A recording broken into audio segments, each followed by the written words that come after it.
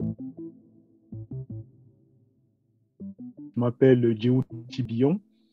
Je suis autodidacte euh, et par rapport aux bandes dessinées que moi j'appelle Kemti. Kemti qui veut dire image noire, c'est une contraction de l'égyptien ancien. Kem qui veut dire noir et Ti qui veut dire. Donc il s'agissait pour moi, à travers le choix de ce vocable, de donner aussi un nom à notre créativité, parce que chaque nation, chaque peuple, à travers ses langues, nomme ses créations.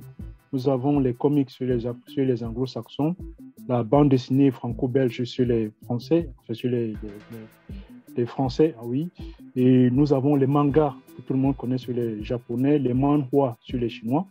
Et donc, pour moi, il était tout à fait naturel et normal que je trouve un terme qui désigne mon travail en tout cas, et que d'autres actuellement, comme Puis Chedou et Tiendi, qui est le fondateur, le réalisateur de Planète Taku, qui ont aussi adopté ce nom. Donc, nous avançons comme ça petit à petit. Mon tout premier Kemti, ma toute première bande dessinée, Sundiata, la bataille de Kirinan.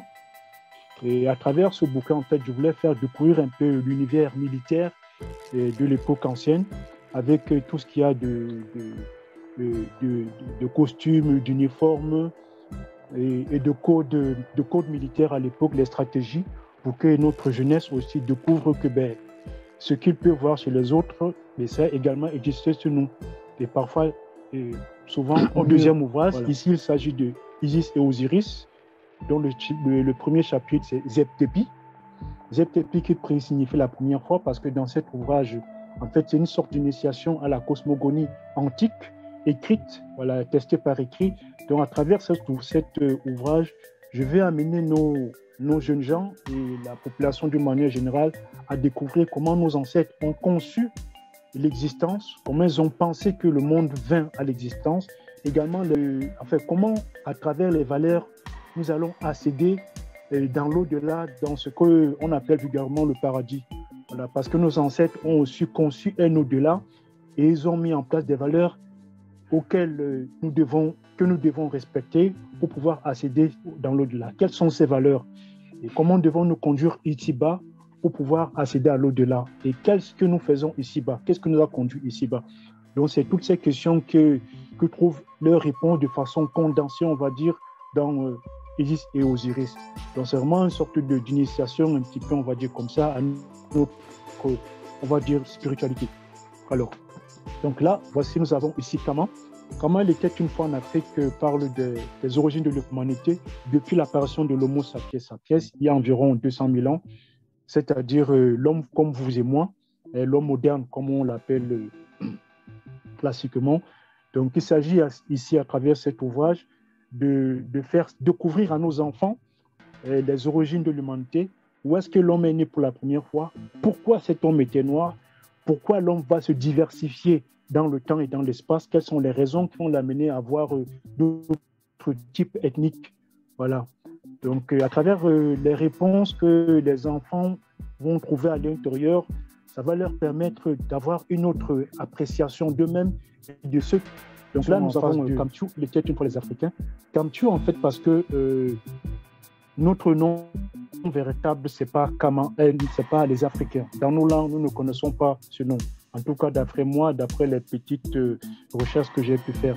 Donc, j'ai pris Kamtu parce que bon, c'est comme ça, entre autres, que les anciens Égyptiens. Parce que souvent, quand nous définissons, c'est sur le plan physique, mais que sommes-nous sur le plan culturel? Donc, à travers cet ouvrage, j'aborde cette enchérée dans le temps, le totémisme et le matriarcat surtout, c'est-à-dire que nos sociétés ont été construites autour de la femme. Et donc, c'est un ouvrage qui permet également à la femme, surtout à nos jeunes filles aujourd'hui, de découvrir quelle est leur véritable valeur que nos ancêtres leur ont accordée. Donc, c'est vraiment un petit ouvrage que je recommande sur le plan culturel pour nous découvrir un petit peu davantage.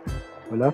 Donc, le dernier ouvrage concerne la trilogie. Maintenant, là, nous sommes dans l'Antiquité. Il s'agit de Iteru. Il était une fois les enfants du Nil. Pourquoi les enfants du Nil? Parce que le Nil représente... la vallée du Nil est notre berceau sur le plan de l'unité culturelle, où nos ancêtres, à un moment donné, se sont retrouvés et ils ont bâti les premières civilisations du monde, de l'univers, si on peut dire ça comme ça. pour ensuite se disperser et suite surtout à l'occupation de l'Égypte par les populations étrangères et bâtir d'autres civilisations à l'intérieur du continent comme Zimbabwe, Ghana, Bénin Ifé et bien d'autres. Donc, à travers ce ouvrage, nous découvrons ce que nos ancêtres ont apporté à l'humanité à travers la création des mathématiques, astronomie, architecture et autres. Donc, c'est un ouvrage qui est important dans la mesure où il permet à nos enfants, parce que c'est d'abord avant tout à eux que j'ai pensé en faisant ce travail. Et donc, cet ouvrage leur permet de découvrir les réalisations intellectuelles de leurs ancêtres. Voilà. Donc, ça, c'est pour la trilogie. Et un dernier ouvrage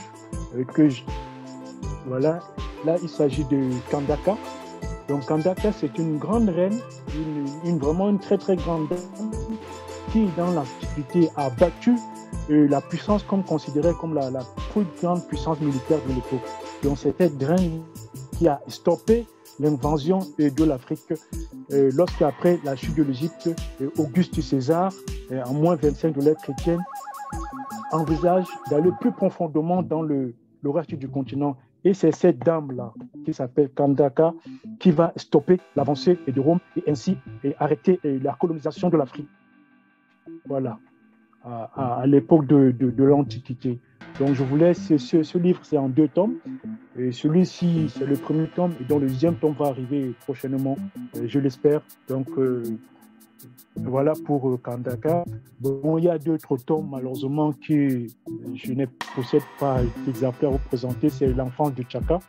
Tchaka, que je pense que la plupart d'entre nous connaissent. Là, je voulais juste présenter son enfance. Et en fait, cet ouvrage, je voulais le faire aussi puisque Tchaka a grandi surtout avec sa maman. Et nous savons qu'aujourd'hui en Afrique, beaucoup d'enfants, un certain nombre d'enfants en tout cas, grandissent sans leur père et surtout avec leur mère. Et ce n'est pas pour autant que ces enfants se retrouvent en train de faire des bêtises, si je peux dire ça, comme ça en parenthèse. Et c'est justement, ça a été le cas de Tchaka, c'est-à-dire que grâce au caractère de sa maman, grâce à sa force de personnalité, elle a pu encadrer son enfant dans un univers qui lui était très hostile et il a pu devenir ce que nous connaissons comme personnage aujourd'hui. Donc voilà un petit peu mon travail que j'ai pu accomplir depuis là jusqu'ici. Et il faut savoir que ce travail, je l'appelle de la vulgarisation, populariser notre histoire de manière qu'elle ne reste pas dans un cercle intellectuel, mais qu'elle soit connue et vécue par nos populations, que ce soit dans le continent ou dans la diaspora. Voilà ce que je peux dire en gros.